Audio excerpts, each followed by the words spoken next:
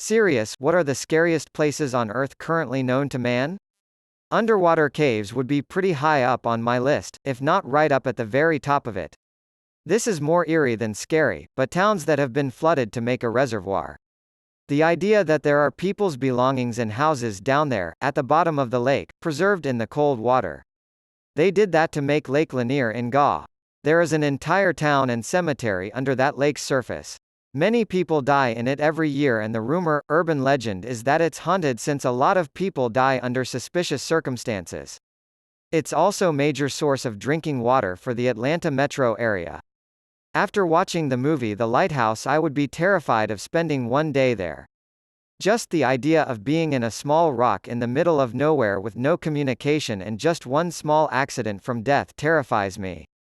There's a lighthouse on an island near Antarctica and Tasmania that records weather and a few other things. It has 2 people at any one time, and they stay there for 6 months, and the only way to contact anyone off the island is through the satellite phone there. The only way off or on is through helicopter. That just screams prime killer spot to me. My aunt has signed up for it. Edit. I was going off what my aunt said, so facts may be off edit too. I don't know how you can sign up for it, and I can't get a hold of my aunt to find out. It's probably faster for me to book a plane and fly over to find out, cause her response times are horrible, and it's not near Tasmania so much as it's probably the closest. Matsuiker Island. I sail past it every year on the Melbourne to Hobart yacht race. On a nice day it looks rather pleasant. At night in a gale not so much. From memory they only accept long-term couples for the 6-month stints, and only then after a battery of physiology tests. I always try to raise them on radio as we go past, and they always seem happy enough. But you're right, if they get the tests wrong I'm thinking next level Stephen King stuff. My aunt signed up with a friend, so that makes it seem unlikely she'll be chosen. Still sounds like a dream. I'd love to go, but by myself, and probably not for a full 6 months. Aside from the well-known places such as various death camps, prisons and battlefields. Poveglia Island. Throughout the history it was used as quarantine zone during the plague outbreaks. There are multiple mass graves on site. Supposedly it was just a dying ground for the afflicted, where at some places the very soil was purely composed of rotting plague corpses. The fun doesn't end there. Later on someone decided to build a mental asylum right on top of that, in 1922.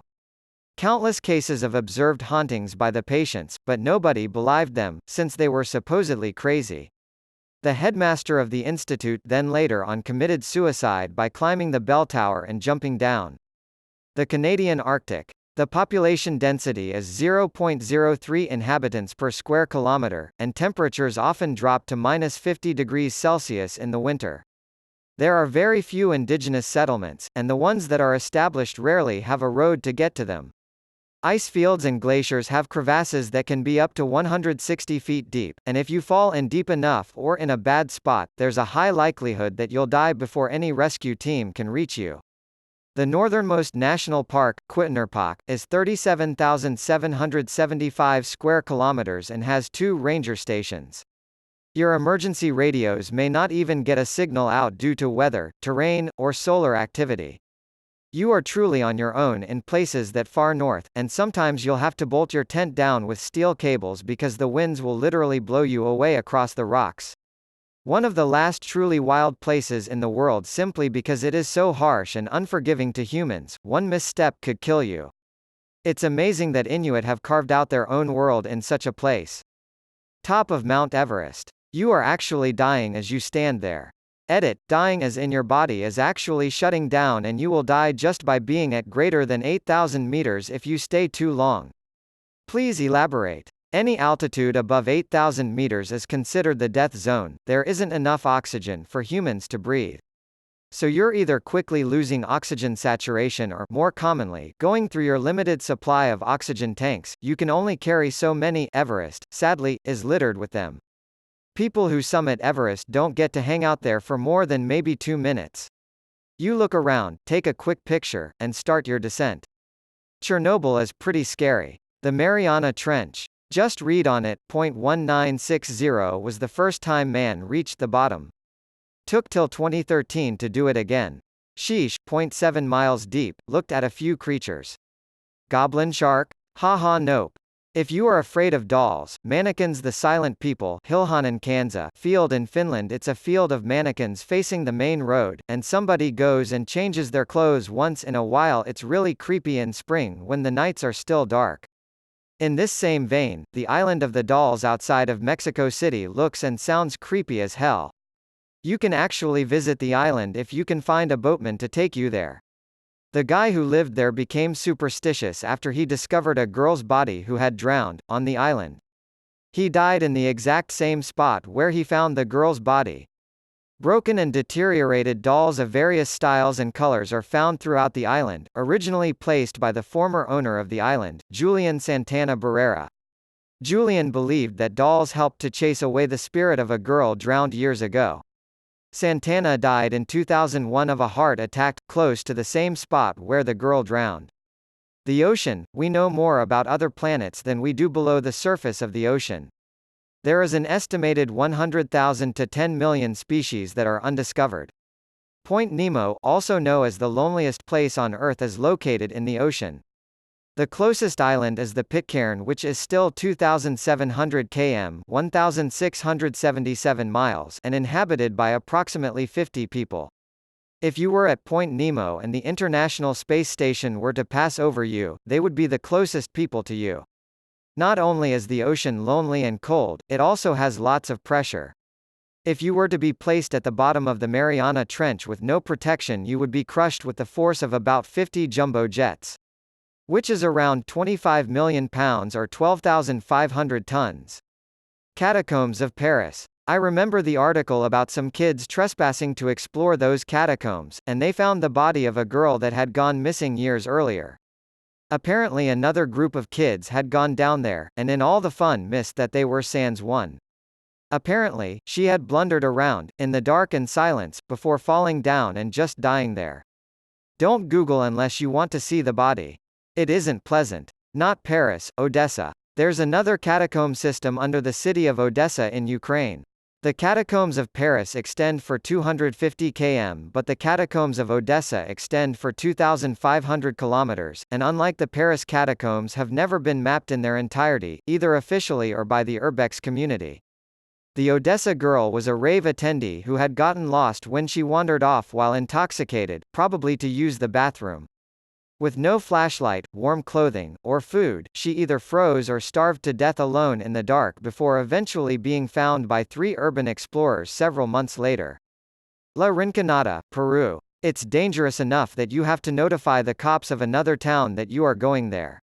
It depends on what you qualify as scary.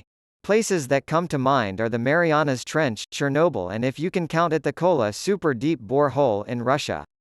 Marianas Trench is so deep it's impossible for humans to survive down there in any way IIRC. Yet weird balloon-like fish manage to live down there.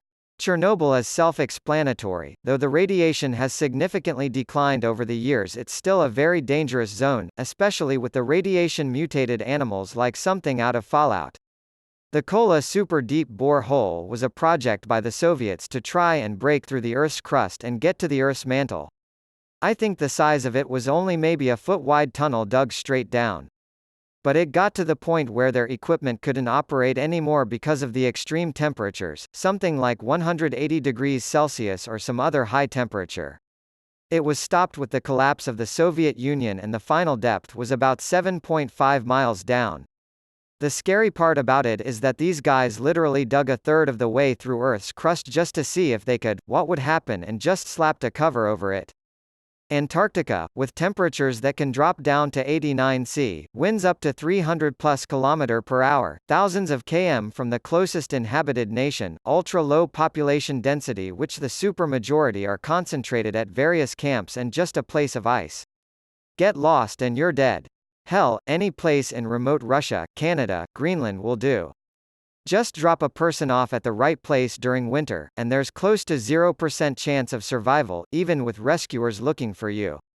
Hoia Bashu Forest in Romania is considered to be a haunted forest. Some people went missing in that forest, the shepherd who went missing with a flock of 200 sheep.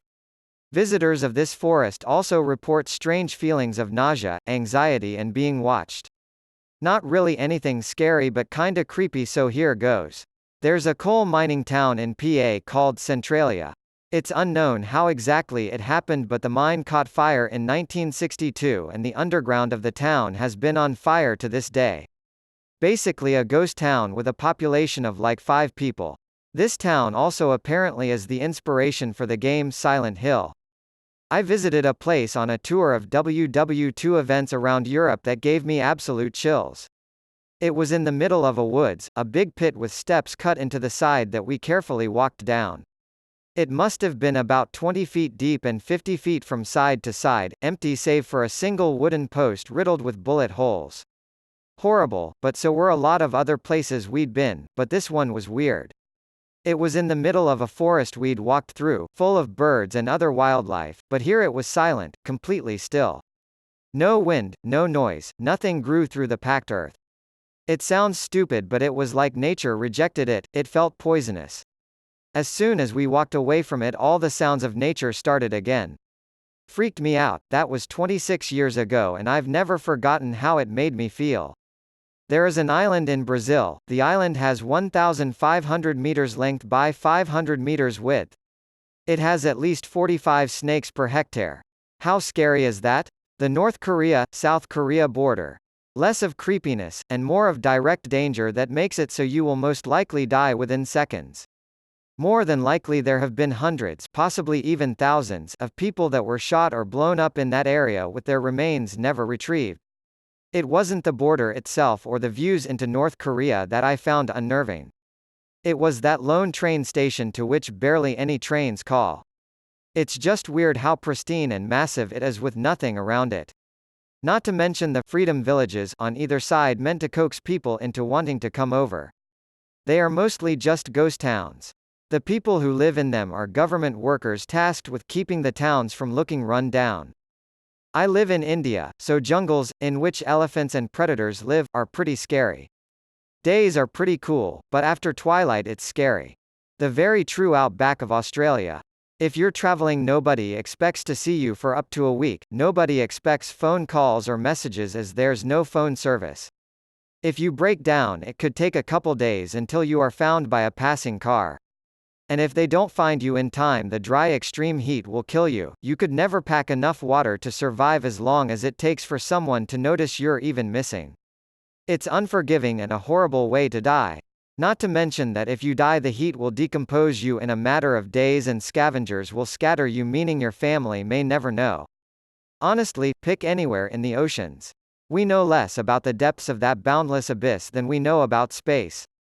The thought of what unfathomable horrors lie beneath the churning waves has inspired fear since the beginning of civilization, and that fear isn't going anywhere anytime soon. Any school at night with the lights off. Something about places that are alive with people all day can be the creepiest when you experience them alone in the dark at night. Edit: I once got left in my old junior high building after a play. I had been playing hide and seek, and when it was over, my brother straight forgot to find me to go home. That stage, the auditorium, the curtains, back rooms with costumes. All that in the pitch dark and silence was wild. Bozeman's it barely looks like much more than a pond, yet is actually hundreds of meters deep and multiple people have died there. I read a couple of articles that, whilst fascinating, were also faintly terrifying.